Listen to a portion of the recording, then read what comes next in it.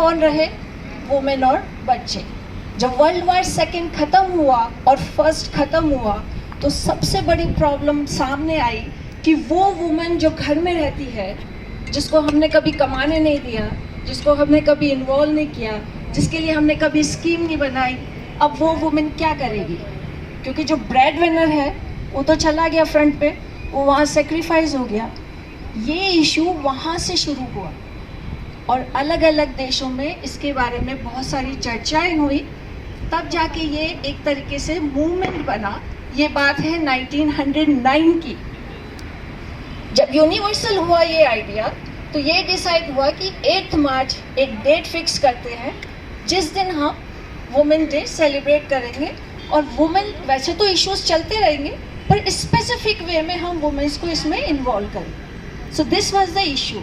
उसके बाद क्या हुआ कि यूएन, यूनाइटेड नेशंस जब आया तो यूनाइटेड नेशन ने सारी चीज़ फॉर्मलाइज कर दी और हर साल को एक उन्होंने थीम दिया।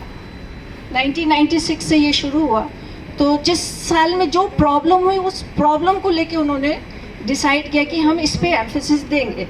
जैसे वुमेन और हेल्थ, वुमेन और safety, violence against women, women in modern era, women in sustainability. इस साल की थीम मालूम है आपको क्या है?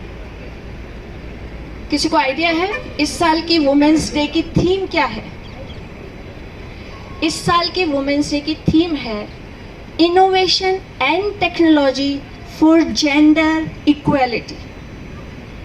और ये आज के हमारे इस मूवमेंट को लेके बिल्कुल फिक्स बैठता है, because innovation technology we have, हमारे पास मशीन है, नया इनोवेशन है, जेंडर इक्वालिटी हम हैं यहाँ पे, ये इशू यहाँ हम एड्रेस कर रहे हैं। पानी, घर और बिजनेस वुमेन के बिना नहीं चलेगा, इसलिए आप सबका इन्वॉल्वमेंट आज यहाँ है। और इस पूरे एपिसोड को जो संचालन करती है वो भी एक वुमेन है, सुजीता पटेल, जिन्होंने इतना अच्छा इनिशिएटिव लेके आज इस इनोवेशन को इस लेवल तक लेके आई है। मैंने भी अभी इसमें ज्वाइन होना शुरू किया है, so I am taking my own time to involve in it.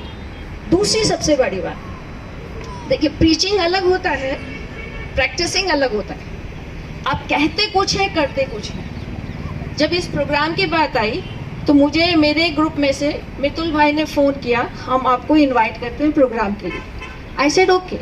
बोले नहीं, हम आपके घर आएंगे, मैं और मेरी वाइफ सोनल बेन आपके घर आएंगे और घर आपके आपको इनवाइट करेंगे। दिस मेक्स डिफरेंस कि जो आप बोल रहे हो कि वुमेन को हमें इन्वॉल्व करना है, आप उसकी प्रैक्टिस कर रहे हो। अब मुझे नहीं मालूम सोनल बहन हंस के आए कि बुरा मुंह बना के आए उधर बैठे,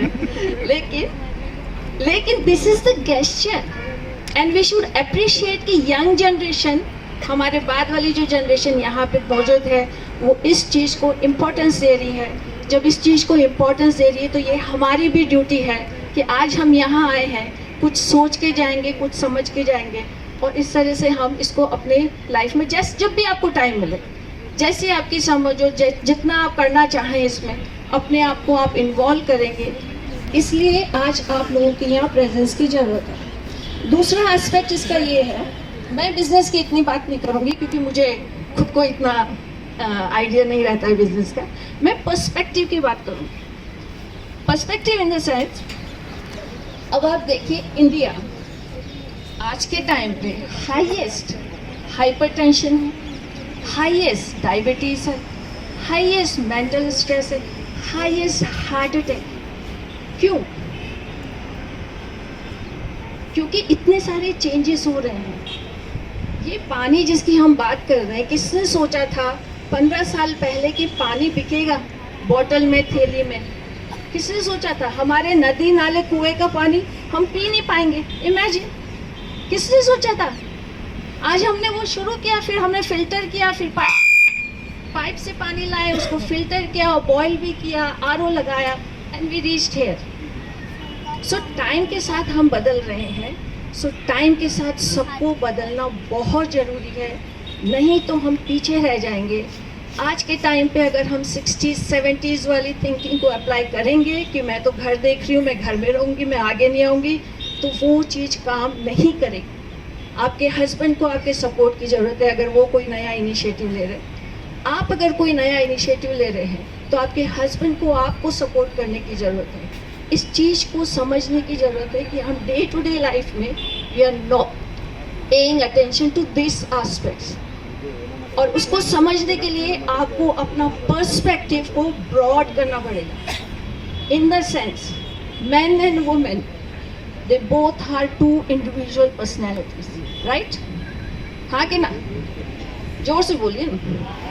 हम दो अलग हैं, ऊपर वाले ने बनाया है, आप और मैं बनाते तो कुछ और होता, राइट? सो ऊपर वाले ने दो पर्सनैलिटीज बनाई है, दोनों के इम्पोर्टेंट रोल हैं, दोनों के बिना चलेगा भी नहीं, और दोनों साथ रह के अगर बनेगी भी नहीं तो भी प्रॉब्लम है। और दोनों के देखिए कहाँ डिफरेंस है, हम वो भूल रहे हैं उस चीज़ को। हमारे सोचने में डिफरेंस है, हमारे इम्प्लीमेंटेशन करने में डिफरेंस है, हमारी प्रायोरिटीज़ में डिफरेंस है। हम पैसे का नहीं सोच के फैमिली का सोचेंगे, हमारे सोचने में डिफरेंस है।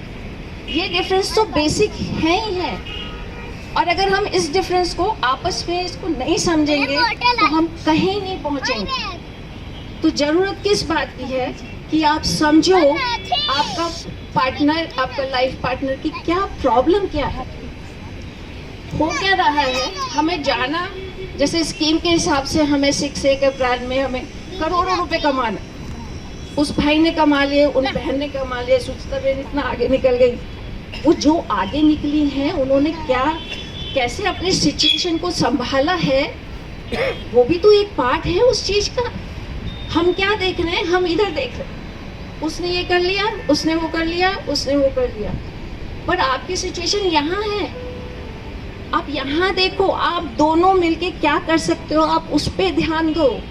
अगर वो सिचुएशन नहीं सॉल्व हो रही है, कहीं कोई नहीं जा सकता। मैंने जितने छोटे बड़े काम किए हैं, अगर मेरी फैमिली का सपोर्ट मुझे नहीं है तो मैं कुछ नहीं कर पाती। तो उसमें अगर देखो, ज़िंदगी बहुत छोटी सी है। आजकल तो टाइम हो गया 100 साल की हम मान के चलते हैं। 25-30 साल में तो हम अकेले लड़ लिए, बाद में हम साथ में आए तो साथ में लड़ लिए, बाद में हो गए 70-80 साल की उम्र, हम वैसे ही बेकार हो गए। तो ये जो पूरी ज़िंदगी में से हमने किया क्या, ना हमने अपने मन की करी, ना हमने उसके मन की करी, ना वो कुछ कर पाए ना हम कुछ कर पाए। ज़िंदगी ऐसे ही निकल गई, खाली हाथ आए थे, खाली हाथ चले जाएंगे। सो इस पूरे सिनेरियो में आप देखो, अपने आप को कम नहीं समझो, आपका एक बहुत बड़ा रोल है, and you come up with your own thinking. क्या कर सकते हो, कैसे कर सकते हो, उसको आप करें, उसके हिसाब से है। मैं इसमें सिर्फ एक लास्ट समरी करना चाहूँगी जो कि आपको एक पर्सपेक्टिव देगी। भागवत गीता का सार है, कभी भी ज़िंदगी में प्रॉब्लम हो आप उसको पढ़िए, डेली पढ़िए। जो हो रहा है अच्छा हो रहा है, जो होगा अच्छा होगा, जो हो गया अच्छा हुआ। आप क्या लाए थे जो आप रो रहे हो, आपने क्या पैदा किया जो नष्ट हो गया, जो आज आपका है कल किसी और का था, परसों किसी और का हो। So take the advantage of this day, appreciate it, and thank you so much.